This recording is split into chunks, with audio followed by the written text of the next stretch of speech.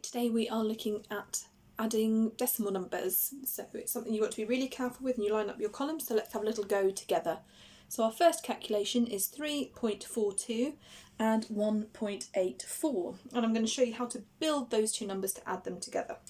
I'm going to get some counters. If you haven't got any counters, you might want to get some pasta or cereal or something like that, anything that can help you create or make these numbers. So we're going to start with this number first of all. I'm going to build 3.42. So 1, 2, 3, 4 tenths,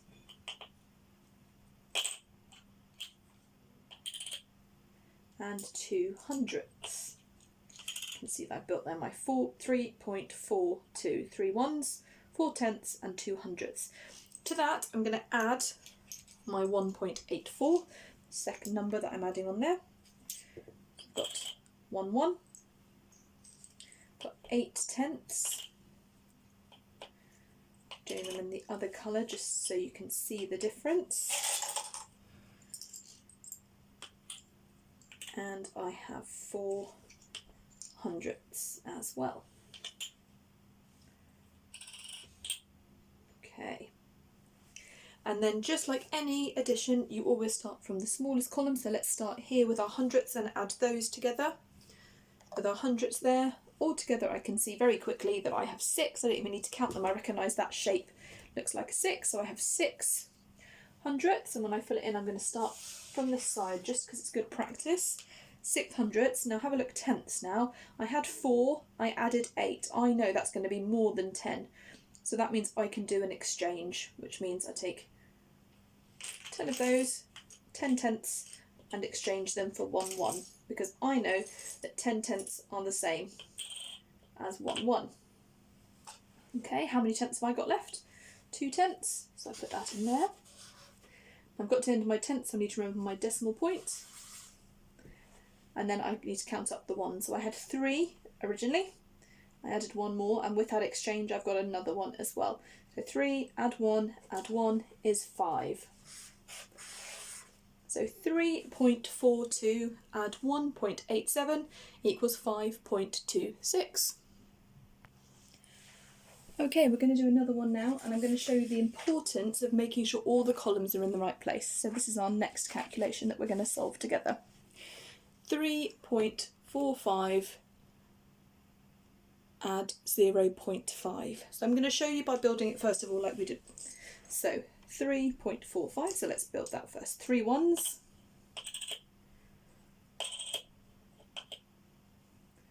4 tenths,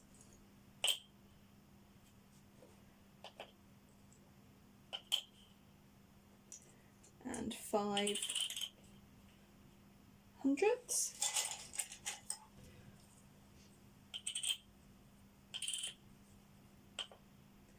Okay, and this is where it's really important that I know my place value, because I'm adding 0.5, I'm adding 5 tenths, so I need to make sure I put those 5 tenths in the right place. So they're not ones, they would go there. I have 0 ones, and I'm only adding 5 tenths, I'm only adding something to the tenths column. So it's really important to make sure that I'm lining those columns up correctly. Okay. Before I calculate that, I'm going to show you what that would look like if I was doing a written method. Again, showing you how I would make sure those columns are all lined up in the right place. So let's do that one again, 3.45. So if I was doing that in the formal column method, 3.45. What calculation am I doing? I'm adding, so I need to remember that operation is written in there, 0.05. So I need to line that decimal point up before, and I have 0 before and 5 after. If you want to, you can put 0 in the hundredths column to help you, if that helps you remember that you're not adding anything in there, but you don't have to. Okay, I'm going to use this to help me add here. So here, when I'm adding, I'm going to start with the hundredths column. So you can see how many counters. I have 5 counters in there. Let's have a look at this column on here, 5. So I have 5 hundredths. That can go straight at the bottom. And on here as well. Then looking at the tenths column, I know 4 and 5, I can add that very quickly in my head. I recognise that as a number bond. 4 and 5 make 9. So I have 9 tenths. Don't forget that decimal point needs to come down as well by using those columns. And here, when I've added all of those, that decimal point comes in. And finally, I have 3 ones because I've added nothing to the ones column. So I've got 3. Okay, so hopefully you can see then the difference between using the counters and writing it as a written method. Okay, we're going to do one more together before you have your go. So we've got this one here. Just have a little look at that one. 12.4 add 0.02. Now on this one, the columns are really, really important. Okay, so I'm going to build it first, and then I'm going to show you it written. So let's start there. Let's look at this number first of all, 12.4. So we could start building it from any side we want, but let's have a look at this, 12.4. So what do I need? What counters do I need? This time I've got a bigger number, so actually I've got 1 in that tens column. 2 ones and 4 tenths. And nothing in the hundredths column there. Okay, what am I adding to that? Let's have a little look. What am I adding? Well, I haven't got any tens. I haven't got any ones. I haven't actually got any tenths. But in this one, I only have 200. So I'm actually adding something to a column that I haven't got anything in already. So this is where it's really important that you line those columns up correctly. Now you might look at that and go, actually I can do that in my head, which is fine.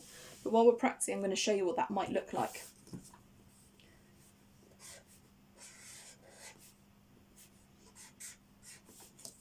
Okay.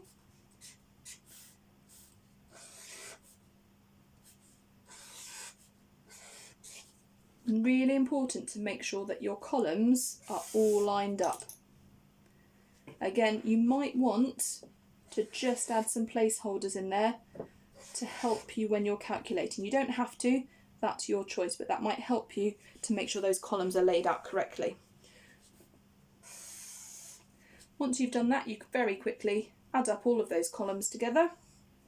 It's a very easy calculation because we have 2 hundredths, 4 tenths, decimal point, 2 ones, and 1 10.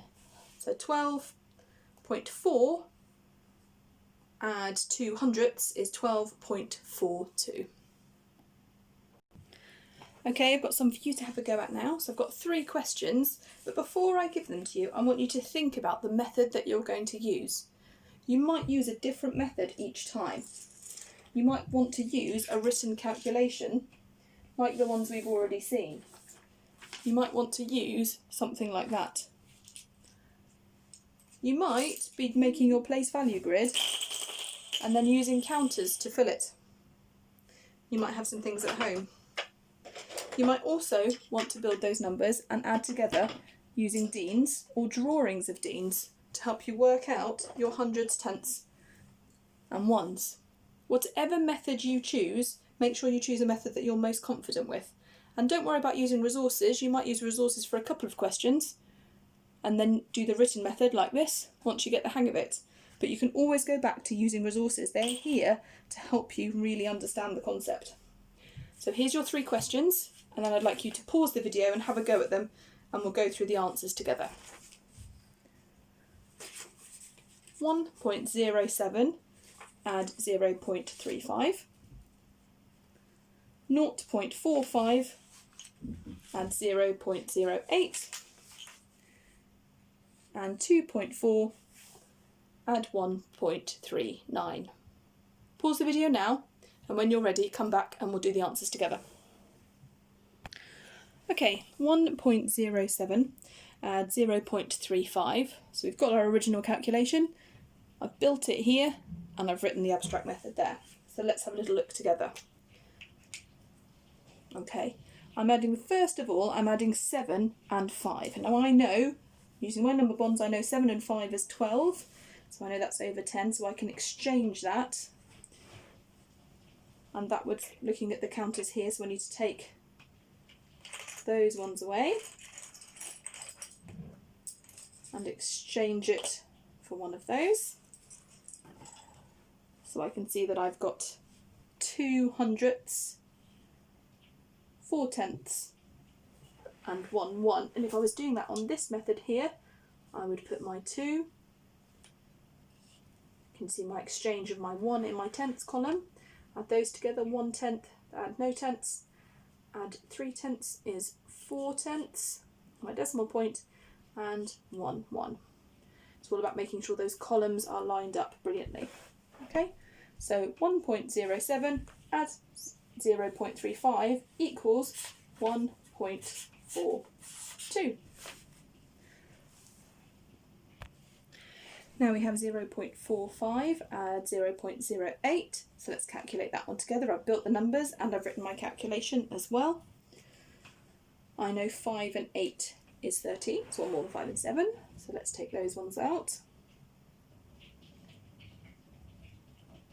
So I can exchange already, I've got too many hundredths, so let's exchange those hundredths for a tenth, because 10 hundredths are the same as 1 tenth, and then we can add those ones up together. So I've got 3 hundredths, 5 tenths, and no ones. Okay, on here that would look like this. 3, that's my extra tenth going across there, and 5. So the answer to this calculation is 0.45 add 0.08 equals 53. Ooh, I think I've forgotten something there. Really important, that placeholder has been forgotten. So 0.45 add 0.08 is not 53. I must remember that decimal point and that placeholder in the ones column. That's really, really important for my calculation.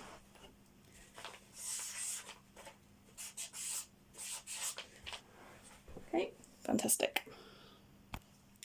And our final question to solve together is 2.4 add 1.39. Now this time, the first number when I build it is 2.4. It doesn't have anything in the hundredth column. But I need to remember when I'm adding my next number that it's all lined up in the right places. You can see my columns are lined up here. Okay, so when I add up my hundredths, I've got 9 hundredths only. I have 4 tenths and 3 tenths, so 7, and 2 ones and 1 1, which is 3. No exchanging, quite an easy one today. 9.7.3. So 2.4 and 1.39 equals 3.79. Hopefully you've got the hang of that and you can enjoy some adding with decimals. Good luck!